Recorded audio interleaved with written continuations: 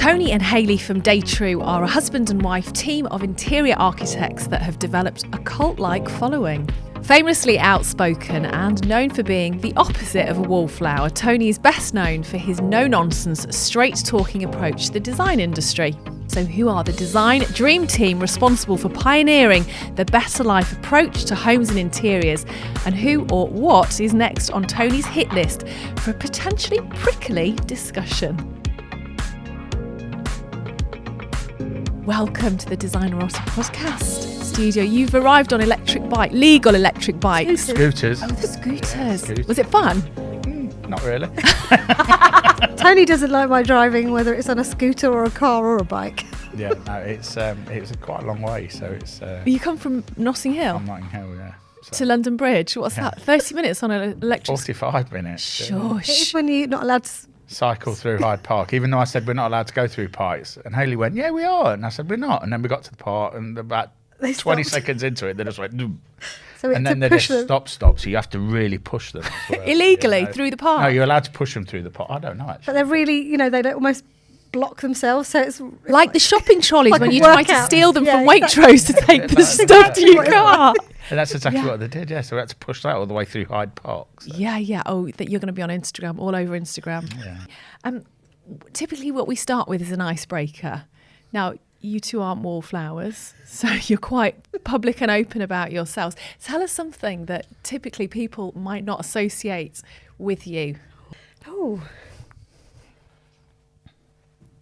Were you up front who was right? Wait a second, in these electric scooters, who was up front? I always go behind. her. Behind. Yeah, I always. it's because he doesn't know where he's going. No, it's not that. It's because just one day I'm gonna watch her die one day, I think. So she's so mad-headed on them. It's crazy. I'm like Maverick on a scooter. Oh, She's like Maverick in a car. She's like Maverick on whatever she does. To be honest with you. I've commuted in London for a long time, and it's about taking opportunities.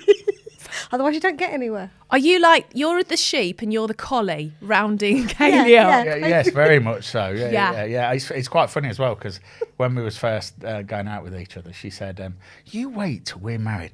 Look, we're gonna be so much more organised when we're married." And I'm like, "Oh, really?" Because it's me. I just said to her this morning. I said she'd be starving if I feed her. If it wasn't for I me, said, she imagine wouldn't how eat, thin you I'd know. be. Really? Cook for all every night, it's like bring a lunch and have you eaten? No, so I have to bring a lunch and stuff like that. It's just she's like the Red Arrows. It's like How did you know? So you've been married for 10 years. 10 years? 10 years on That's July not- the yeah. 7th. Yeah, Congratulations. yeah. How did you meet? That's quite a story. Well, we met. I started a showroom in Leicester called Plug, and as we was developing it, we got introduced to CP Hart, who were looking for dealers in cities because it was in Leicester, where they didn't necessarily want to have a showroom, but they wanted to be able to offer some of their exclusive products. So during that, we met Hayley and we came down to the Waterloo showroom to have a look around. There was me and two business partners, another guy that started working for us. And it was quite funny because Hayley took us around and during her taking us around, she's flirting with me. He tells it like I was flirting, and I'm like, I really wasn't. I used to do it a lot, and it was my So she passion. was. But he thought I was So flirting. she was flirting with me madly, and it was funny because I said to the lads I was with, I said, "I might have to take one for the team here, boy." I've just hit him. I can't believe you just. And eventually I did. And then we started the showroom. We had a launch, and when we did the launch, I sent out these because it was called Plug. There was clear plastic tube with the invite in, and then one of the old black plastic plugs, which was quite synonymous really, because that's kind of what I grew up with. Them black That's plugs. cute marketing. It was really I sent it out, clever. and I sent a few people that we'd been dealing with CPR, including Hayley, an invite. And she came up to the launch, and that was the night that we sort of. The only we got reason I together. went because the invitation was so cool, because I thought that's such a good design. It made a real effort to do something really creative, and I thought I'm going to go, I'm going to support them. And I remember driving up it was a Thursday, it was pouring with rain, heading north to somewhere called Leicester, where I'd never ever been in my entire life, didn't know where it was. I thought, what am I doing? Why am I going? And I was there at the launch, and I'm thinking, I hope Hayley comes, and And as soon as she walked in, I was, oh, there's Hayley, great. And I went straight up to her and said, Hayley, do you think I should do a speech? You know, and I was thinking, why are you asking me? I haven't got a clue. I don't know anyone here. and that was it. And It was then weird. We It was just just got like on that night, and you know, You it just went had a from connect. there, You really. had a connection, Tony. I think we both had a connect. I mean, why did she drive all the way up to that? I mean, obviously, you know, when she was flirting with me, you know, at the beginning, that was what the start of it was. So, but there was a couple of messages. I mean, now we laugh at it, but she used to live in Surbiton, and I was sending a message, Surbiton, ooh, the good life, and it's like, oh, such a bad line, you know. It's like, Cheesy chat line. yeah, it was, yeah. and then how long before you were both married?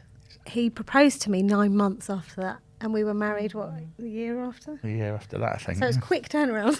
What do you like about each other? He drives me insane. What does that mean? She drives But me that's a insane. good thing, because I think life would be boring. So I think there's, you know, I need someone who drives me a bit crazy. How does he drive you crazy? I think we drive each other crazy. I think we're so similar in many ways, to be honest with you, which is a good thing. We're both Librans. Whether that actually means anything, I don't know. But we're so similar. We are very similar. We are very creative, albeit, you know, I'm not a designer as such, but we are very creative. We seem to like the fact we're both social animals. Yeah. We love being with people. We love being with people. We love, you know, having events, putting things on, you know, having parties at home, being in the pub, you know, anything. So we are very much social animals. And aren't bear we? in mind, we spend all day, every day together. You know, we're at work, we're at home, we socialise. So I mean, if think you that's think why we about it, drive we each get other- yeah, we do. We naturally drive each other crazy because we're always together. But actually, if you think about it, you know, we speak to a lot of people. Oh, could never work together like that. But so if you think about it, we actually get on really, really well when you consider how much time we spend together. And that's why I questioned you. What does it mean when you say she drives you crazy? Because a manifestation of someone driving someone crazy might mean that you argue. I don't sense that. we have no, oh, we do. moments. But Yeah. I think I see that as you're both entitled to an opinion, and you're prepared to say it, rather than So an not argument say it. is not a bad thing No, for you. no, It's just no. a chance to connect Yeah, in we a both different have way. an opinion, and we can mention it, and that's a good thing. Do you know what drives me most crazy about her? You're going to tell We're me. driving, probably. No. It was other than that. That is the most. Is when I'm not with her. Is the truth. Oh, bless Is the her. truth. We're actually worse apart. We are worse apart. We are because it's like, what are you doing? Where are you? What, I'm- who are you with? Just going to get a sandwich, you know. It's so we're worse apart. It's a bit weird actually. We have got so used to being in each other's company that we're brilliant on holiday. I mean, work obviously causes the odd upset our and stress. everything, and most of our stress. When we're on holidays, we're fantastic together. How do you two overcome any differences of opinion in a work environment? Because what I'm hearing is that possibly is the container from which creates the most stress. Yeah. Holidays are yeah, cool. it is, yeah. No, yeah, exactly. We don't argue on holiday. We do, you know, weekends are even great. It's just work is what causes our stress. Yeah, I think But you know, we've been going a long time now, so we know each other. And I think we both want the same thing. We probably sometimes go around it in a different way. We've said Hayley's probably a bit more, you sort of maverick, red arrows, haphazard, where I am a little bit more. I wouldn't say I'm disciplined, and I wouldn't say I was at all organised, to be honest with you. But I do think there's a way. For me, there's got to be a way of doing it. So I think we sort of clash. Whereas I jump from like 1 to 10. Yeah, and it's. I and miss out the steps. So the difference in your approaches sometimes causes. Yes. Yes, and Yeah, it 'cause probably is the ultimate- yeah, difference. yeah, you're It's right. like counselling this. Can you carry on? It's like, yes, the difference in approach. Yes, that's correct. But you're right. The reason it works is because ultimately we both believe in the same thing, and Day True is like our baby, you know. So, and we love it, and therefore all we want is it to be something amazing. It's just getting there. Yeah, it is, and it's frustrating. I mean, it's since we started Day True. I mean, we started it. So Hayley came to work in Leicester. So we got married in Leicester, and she came to work at Plug, and we left through acrimonious reasons. We left that business from our business partners up there, and tried a different couple of things, and it brought us really close together actually, because it was like we both on this Saturday afternoon we said we're just going to leave, and it was like, yeah, and we literally grabbed a few other bits and locked the door, and Tuesday our business partner, where are you? And I says, we've left. I says, we've left. We're not doing it. And it was like, oh my God, we've both. That's our, We knew it both our wasn't- salaries. it wasn't right, and we And just- it's again, we're doing it together, you know. So yeah, we just it comes from that, really. I think it's and since then, you know, business has been tough. We've gone through. I mean, people talk about COVID, Brexit was really tough, particularly in London. So we've been through Brexit, we've been through COVID. Now there's all the We've got floods. Yeah, we had a massive flood in Maida Vale. In fact, we're just about to. I might as well announce it. We're about to. It'll be done by the time this goes out. We're going to close the Maida Vale store, which was our first ever store. We found it on Valentine's Day, if you remember. But we're going to close it because it's only got 12 months of its lease left, and we can't get insurance for the basement anymore because of floods, and it doesn't work as a one-floor showroom. So that we're literally about to close that and just concentrate all our efforts on And Chelsea, find a new Wimbledon, opportunity. and find a new place. Yeah. Sometimes you've got to take a step back to take a few forward. Yes. Someone So said. that's what we're doing. So You're certainly two humans that are adept to change. yes. And what I sense with you two is you face it and you walk into it. We embrace change. Sometimes you can't embrace it because it just hits you anyway. You don't get a chance to embrace it, but then you just we fight through it, don't we? Yeah, You know, and COVID was a good example of that. Yeah. You know, we worked really well between. You know, I mean, again, because we used to being with each other, Yeah. so everyone's going, "Oh my God, I've got to spend like 3 months with my wife," and it's like, well, that's just normal for I'm me. loving it, You know, yeah. it's yeah. I actually really love my wife. I love my husband. So, good. and that's what it was. We had a card machine in the living room and a Yeah. phone, and all the staff went on what's it called, Furlough. because we didn't know what else to do. And then we were still reasonably busy, and it was like, and we grafted, didn't Yeah, we? we did. Really and grafted. I think that's the ultimate thing. We're not afraid of hard work. We are ambitious. We like taking risks. Doesn't always pay off, but you have to believe that if you are passionate about what you do, you have to believe that the success will follow. And that's how we've always lived. isn't it? We've always thought that, yeah. And you're from two very different backgrounds. So in terms of education, you're a classically trained designer, Yep. and you are a businessman. Yes, yeah. I had a reasonably successful corporate career in, I suppose, the bathroom industry, we would call it, within the K&B sector. I mean, kitchens is quite new to me. I'm probably only 10 years into kitchens. It was always bathrooms, although I was on the periphery of the KBB sector, or KBH as I like calling it, because I'm annoying.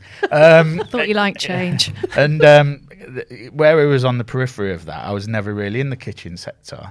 It was all bathrooms, but I was very passionate about what I did, and I like to think hardworking and quite talented at what I did, and managed to get myself up the ladder and everything else. And then the thing from Plug started. My grandma and granddad died quite close with each other and left me some money. And my granddad always said, "You'll never make any money working for someone else." So I thought, well, I'm going to do my own thing. And I'd been going around all these showrooms and thinking, I can just do it better than this. I've always had an appreciation of design and fashion and everything else. And then I met a guy nearly 20 years ago, Marksy, as we call him, who's a bit of a, he's the... Who weirdly we both knew independently. Yeah, so he kind of... That is Each other, weird. yeah. So we sort of blame him for getting us together in some ways, because it was me that got him that got us talking to CP Hart. So but it was him. His fault. It was him that really made me start understanding about, as I call it, business by design. Because if you think about it, everything's designed. You know, those glasses, that table, this mug, everything's designed. So the way that you run a business should be designed as well. And it was how then you could embrace design to run a business. And because I'm quite entrepreneurial, it sort of all started clicking together and making sense to me. Yeah, business by design, design is a real strong focus. So if you design the way that you run your business, eventually, it's something great is going to come out of it. And that's, as we've just said, is what we really believe, to be honest with you. So that kind of was how, I got into business and then into the design world as such. And Hayley, you're classically trained. Yeah, so studied design for degree 3 years. It's a bit of a mouthful. The course 3D multidisciplinary design, which at the time I remember everyone saying, "Oh, you need to specialise in something. You're not going to be employable." But by the time I'd graduated, it was probably the best course I could have done, because it made you more employable because you were more flexible. So ultimately, it was about space, products, furniture, interiors, architecture. So actually, you could sort of deal with lots of different types of projects, which was good. But I happened to go into kitchens at the time. That was my first job out of uni. And it was for CP Hart. And then we did bathrooms and then the showrooms, and then worked for the bigger company that owned CP Hart and things like that. So it was always spatial planning. because it was always design and designed a lot of showrooms, which I think is what gave me a really good grounding for design, because you had a blank canvas and it might be a massive 2,000 square foot showroom, and you had to design 20 settings that were all different in terms of style, product, price point, spatial planning, layout. So it was quite a challenge, but I think it was such good training, because now you kind of it's all about that. Pulling stuff together and doing different things and changing space, which is kind of what we do. Yeah, I mean, Hayley's, she's a genius, really. She can walk into a space. It's been nice to me today. Oh, yeah, this will change. She walks into a space and she can see what she wants to do with it already. It's funny because we might get to talk later about we're going into more 3D and 4D design in what we're going to do at Day True, and it's funny. Hayley's sort of been a little bit against it because she's used to planning things in 2D, and that's because when Hayley plans something in 2D, she in her head she can see what that looks like 3-dimensionally. So she's like, well, why do we need to design in 3D? Because I know what it's like. And I'm going, yeah, but the people that you're talking to don't know what it's like, and they can't envisage it, but Hayley can. But she's brilliant. She can walk into we've just bought a house, and she walked in and she says, right, we'll put an extension here, we'll do this, put the kitchen there, we'll do this, put the bathroom there, and she can see it. And I can't do that. I mean, I'm nowhere near that. Where I'm probably then good as a foil is to manage the budget, and then sort of it's the finer details. I say a bathroom man. I've always been a keen cook, so the cooking element of kitchens for me is what really is my passion of kitchens. So I'm quite technical. I like detail. I like understanding. I like understanding how a flow of a kitchen should work, and the simple things like where do you put your shopping when you come in, and where's your bin, and things like that. Things like that are as interesting to me as what's it look like, what are the colour of the cupboards and everything else. It's more the technical details, and then making sure things can work as well. So from my original question about the difference in your education and how you've got where you are, it's brought up another couple of questions, and I just wonder if having the benefit of seeing both sides of the coin, I wonder if you had your time again, would you consider that actually going through the education, the traditional design education route is something that you would choose? And if you had your time again, would you consider actually scrapping that whole side of the design experience that you've had and doing what Tony's done and going through the process as an entrepreneur? Well, I didn't choose to be. I didn't grow up thinking I'm going to be an entrepreneur. I unfortunately was from a reasonably, not underprivileged, that's the wrong word, but a tough upbringing. I always say I was dragged up, not brought up. But that taught me some good key lessons as well. I think I've always been hardworking, and I've always thought, I've always been reasonably talented. Even at school, they said I've got it, but I don't use it. I just, He was naughty. I was naughty, and I still am a little bit naughty, and I quite like that. But we like that's that. what we like about him, really. Yeah, but I am reasonably hardworking and I think a little bit talented. And then through a few jobs, there was a guy I worked at a company called Wither Sports, and a guy where I was a little bit naughty there, not naughty in the work, but didn't turn up some days and stuff like that. But he could see something in me, and he gave me a chance. And I think through my career, I've had 2 or 3 really good bosses. Steve Cox, who a lot of people in the industry will know was a really, really good boss. Tony Barnes, another one. So there's been some real key influences in my life that have just always given me a chance when I needed it. What I am is a sponge. I love learning. He's a geek. If you get a car, he has to read the manual. I hate new cars because you don't get a manual. It's all on the screen or whatever. And I want a manual. I want to read something. You're the perfect guy. You like instruction manuals. I love instruction manuals. And you can cook. Hayley, dream. I'm realising this was quite a good choice.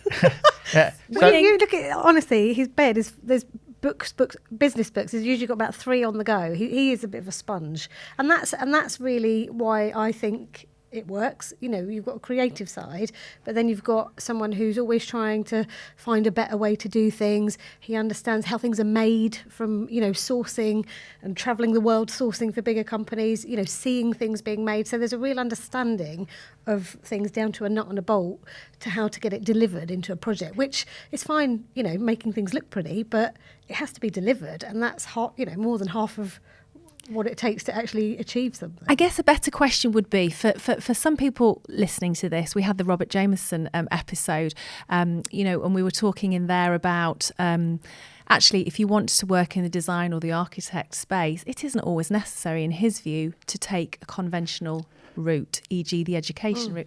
And I guess, you know, my question is, to work in the creative sector, do you think that it is still necessary? It's a really interesting question, because we as a business have always taken the view that our designers, we want to be design educated. Now, and we say that because having been through a design degree and design education, you know, you learn a fundamental principles. You learn a history of design, so you understand, you know, principles of design rather than, you know, here's a room, make it good. You understand a theory and a history and a principle of design, which I don't think you ever get taught unless you're going down that route, as well as time and space to be set a brief, you know, and then use your mind creatively to achieve something. And we say, you know, I can teach someone how to design a kitchen, a bathroom, you know, products, everything, but I can't teach them to be creative. And I think people either have that or they don't, and it's how you apply it. So that doesn't mean they don't have to be educated, but it seriously helps. It's really interesting, actually, because to answer your question, if I was doing when I was younger, I either wanted to be an actor or a golfer. Neither. What's your handicap?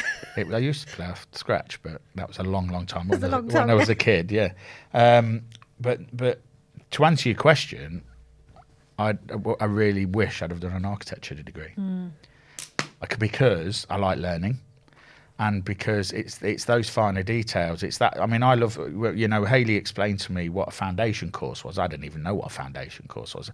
And it's where you learn all these different. I'd love to do that. And that when we get CVs and they go, well, we did a foundation course, I think, I like that. I like that CV, because they've learnt the history of design. They've done.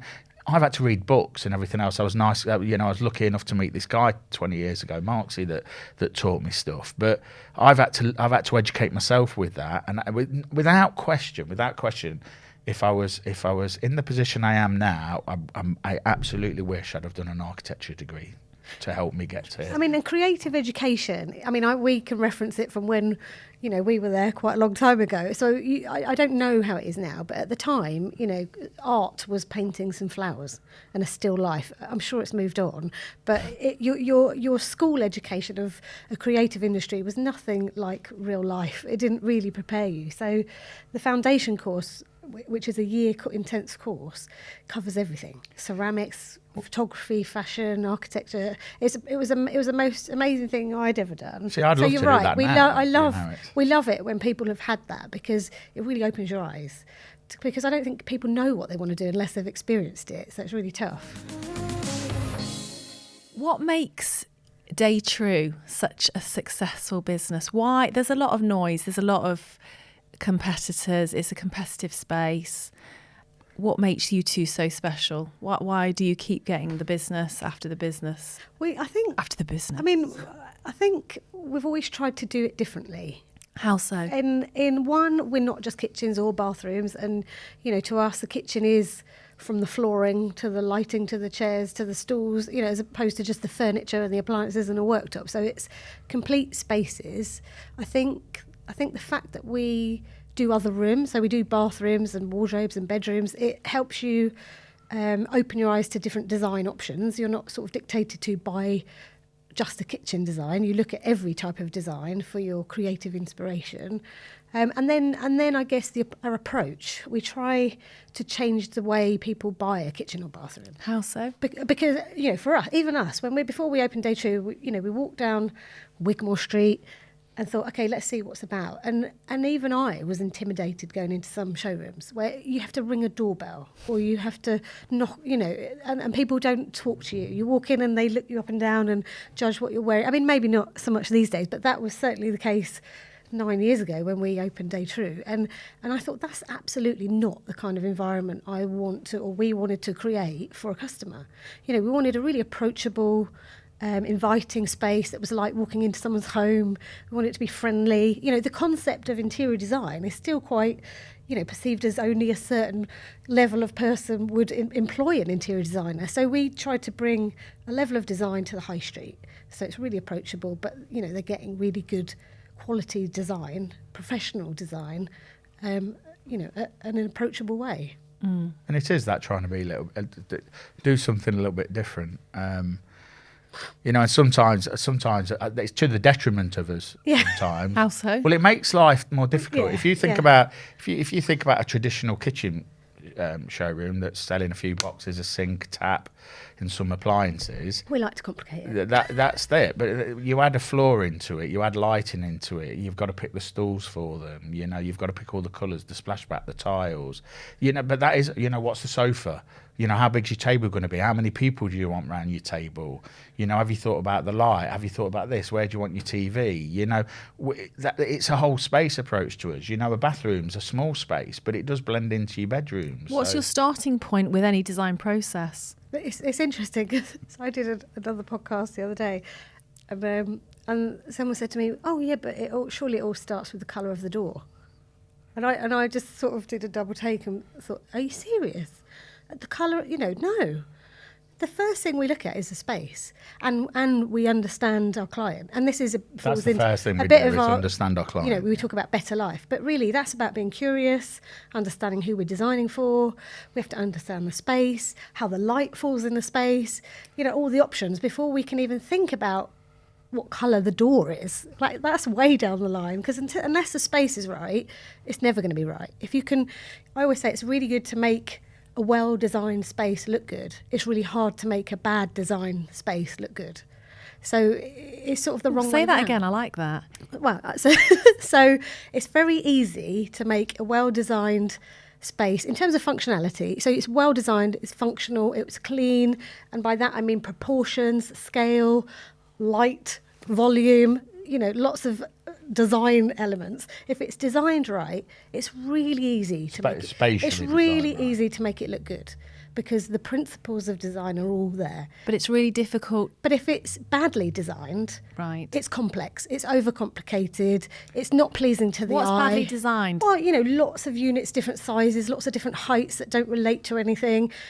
Too many materials can be confusing to the eye. Clean design is where everything, you don't know why, but it's pleasing to the eye. Interesting. Overcomplicated design it could be all the same, it could be exactly the same materials and colours as a well-designed space, but it won't look right. It will jar. That's one of my bugbears, that when people don't line units up. Or even on a run of units.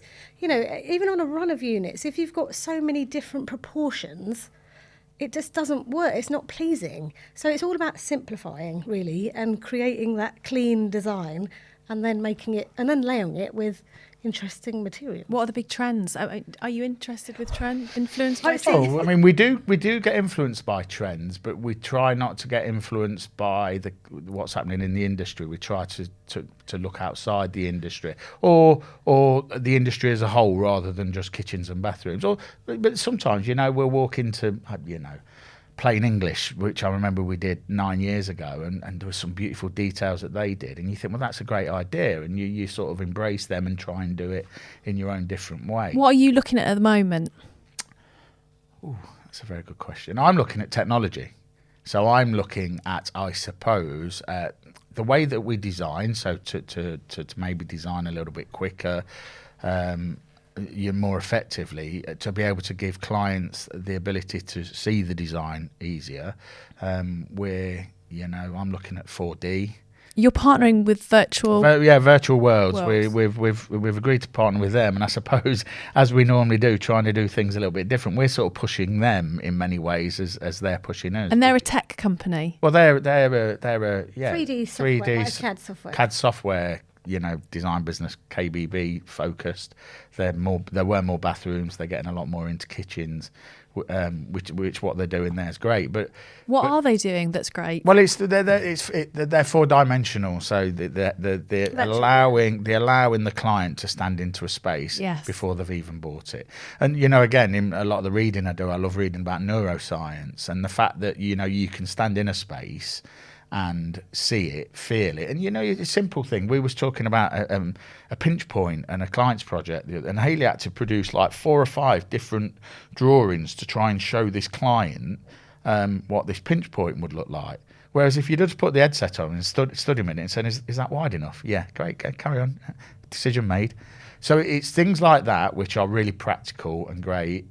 For me, it's about creating better theatre as well. As we've said, we're a really approachable business.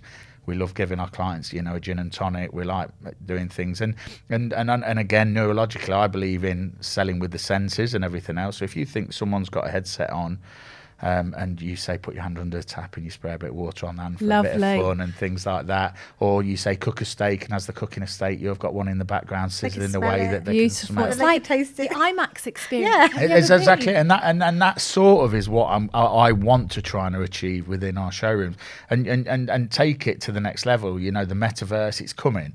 I didn't really know what the metaverse was until about 6 months ago, and we've got a guy, Jamie, that works for us, who's explaining it to me, and he's saying it's a load of rubbish, and he's going, I'm never going to have a meeting in the metaverse, and now I'm all over it, and it's the future, and I'd love to be the first company that sells an NFT kitchen. That is cool. That is cool. Wouldn't it be really cool if you designed a house, someone, and we put the kitchen in for it? Put it out there, Tony. In the metaverse, it's like, it's no different. We're buying artwork in the metaverse now. Have you bought fashion? I have bought something. Yeah. What I bought a picture of. It's a really sad. It's a picture of Trent Arnold-Alexander, who's a Liverpool player. Football related. Why did you go for that one? Just because that Sotheby's did a Liverpool thing, and it was during the time where I was learning more about metaverse and NFTs, and I'm like, right, I'm going to buy one, and see if it goes up in value. And has it? I don't know. I've not checked that. Good for you. Good for you. Put it out there. But I'd love to do a kitchen. First NFT kitchen. Well, wouldn't it be great if you could actually? Because my view on the metaverse is that eventually you'll put this thing. You'll live in a room like this, and you'll put your mask on, and you'll cook in the metaverse, and then someone will knock on your door 10 minutes later, and there's your dinner that you've made. I'm loving that. And it's stuff. So you really have to embrace it. So that's. I suppose that's what I'm looking at when it's. So it's more trends in how we can change and improve the way we do things, as opposed to materials and finishes and colours. I mean, yes, we're going to see that. But we're always doing that. Yeah, and whenever someone says, "Oh, what's the latest trend?" my instant reaction is always to say, "I don't believe in trends." For a lot of reasons. One, because I think it creates a bit like fashion, a society that's throwaway. What's the latest thing? Oh, my kitchen's out of date. I need to change it, because that's just not. We can't sustain that kind of lifestyle. And then the idea that we should be designing things that are timeless. They do last. Or they're easily updatable to tie in with a colour or a trend, but you're not having to rip out and replace. So it's ways that we can create something that's going to last, which is then personal to the customer. A mix of styles. Can you give an example? Handleless kitchens. For a long time, a lot of European suppliers, it was all about handleless kitchen. I can't remember the last time we supplied a handleless kitchen. But like we said, you might buy. You were talking about earlier about, say, a German kitchen. A German kitchen might be a door and a carcass. The handles might be from, Buster and Punch, that made in the UK. You might buy a worktop from Italy. You might buy an appliance from Switzerland. You might buy lighting from Czechoslovakia. I don't know. There's so actually it's a combination of all these things that completely change the style and the look of it, because it's layers and layers and layers of lots of different things that actually is quite hard to replicate.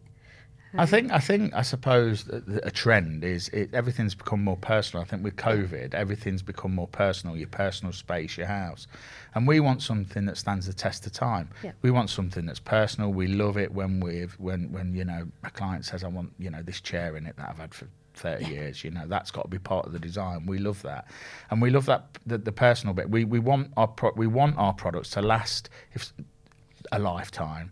We don't want. We just did a project recently in Chelsea. Well, I say recently, a couple of years ago in Chelsea, where we did a beautiful kitchen for a client. She sold the house, and then the people came in and said, we want to rip the kitchen out. We're like, we can't. We can't rip the kitchen because we're putting an extension on, and we used a load of the old kitchen. So we repurposed the old kitchen. We repurposed it and used it, and we want to do a lot more. Yeah, it's something we're really looking at is repurposing. We love what the used Kitchen Exchange are doing. I've used them; they're a great brand. Well, we use them. I mean, they've just sold a kitchen for a mate for me. I mean, they've done a great job.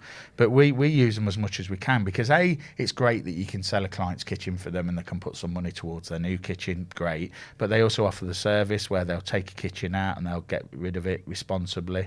They'll get the appliances, they send them to a company that then give them to charity, recondition them and give them away to charities.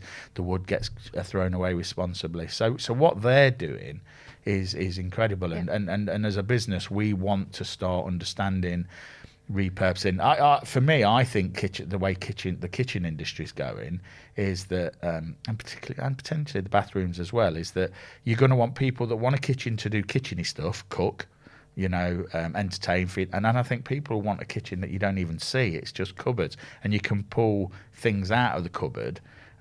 Do what you want to do and put it back and hide it in the cupboard again. We've just I've heard that almost an androgynous kitchen. Yeah. And we've just got a relationship with Sage, and we want to work a lot closer with Sage going forward to try and create. We do sort of smaller freestanding. Yeah, and try and create the invisible kitchen, the kitchen not kitchen as I call it, and then a cook. Another entertaining space. But in the same breath, then create a cook's kitchen for the people like me that would want a kitchen and be able to. My hob out and be able to entertain people and cook cool things and all of that. So I think there's definitely two avenues going there. It's a good job you two like change and flexibility. Well, but this is why you really have to understand who you're designing for, because not everybody likes cooking.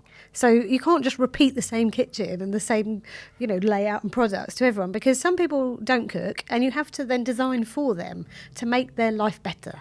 What's going to make it right for them? And that might be a hot tap and a microwave. Well, that's fine. Not everyone has to be a chef, but you are going to then have people who love cooking, and therefore, what kind of tools and products can we bring into them that are going to make it really practical? Because ultimately, having a space designed for you should be then a real pleasure to use. And we've had customers who have had a space designed for them. It changes their life. It does make their life better, and that's kind of always what we've believed. Yeah. And then going back to that trends thing, I don't believe there are any trends. I mean, again, we might go in Milan and say, "Wow, that's a new trend," but I don't think there will be, because it's this personal thing. It's a space for the person that you're designing for. I think there's innovations in materials and products and design and functionality. But innovation is a better word. Trend is what's the latest colour is never. But also, it is a cliche question. I mean, for me, it's what are the trends is a question that is inspired by business to create more business. Of course, it is. Yeah. Yeah, and actually, the truth is, at the moment, I feel like you were saying, since COVID, people are deciding actually whatever floats your hair back, blows your hair back. Yeah. Let's embrace our uniqueness, our individuality, our freedom. Exactly. Yeah, and I think why is Day True done so well and perhaps got so recognised in such a short space of time is because we've always thought that. Our designs have always been quite eclectic because they're for someone else, not for us. I say I'd like to be an architect. The one thing I hate about architects is that they're walking into their own dreams, not their clients' dreams. And I think they should be. Even architects should be designing for the clients. They're not. They're going, I'd love to put this in. It's a massive generalisation. You're going to be having, you're going to have all the architects that are watching this really pissed off. Yeah. Well, Tony, that's not true. But Ettore Sotas, it's a famous saying. He said, the greatest thing about being an architect is I'm allowed to walk into my own dream.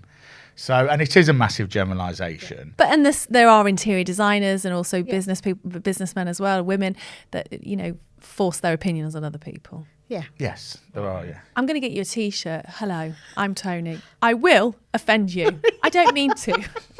Just spills out. You are so different. Like, you've just got like both of you collectively, I mean, just a really kind, cool vibe around you. And where is this misconception, I'm going to say, that you are Mr. Controversial. Well, I don't find you controversial. People mix, and it frustrates me. People mix honesty with controversial. Or people mix having a different opinion. Yeah. I believe everyone should have their own opinion. Agreed. And I have my own opinion. I shouldn't be afraid to say it. I have my own opinion. I don't always think I probably always think I'm right, but I don't always expect everyone to think I'm right. But I'll have my opinion. I love opinion. I love a debate. I love like what we said about where we have the odd row and everything. It's actually good because it's people giving their opinion. Healthy, if you're passionate about what you do, it's a passionate debate. But some people do take opinions very personally. Yeah. And they almost switch it as a criticism.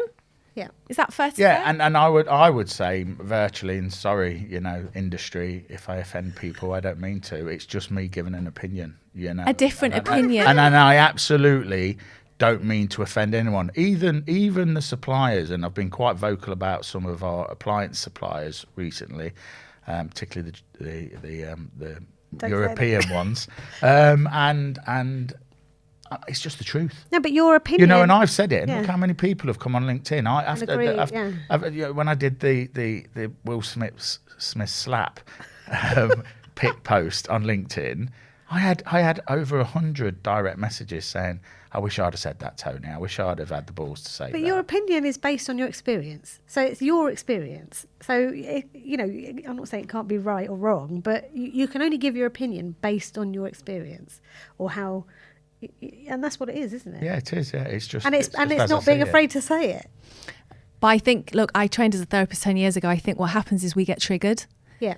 Yeah, we say things that are different, and our intention is just, I have an opinion. I want you and respect you to have a different opinion, but maybe the other person is being triggered. Yeah. It frustrates them. They think their experience or whatever you're talking about is being invalidated. I mean, we all are walking around with a lot of toxicity, aren't we?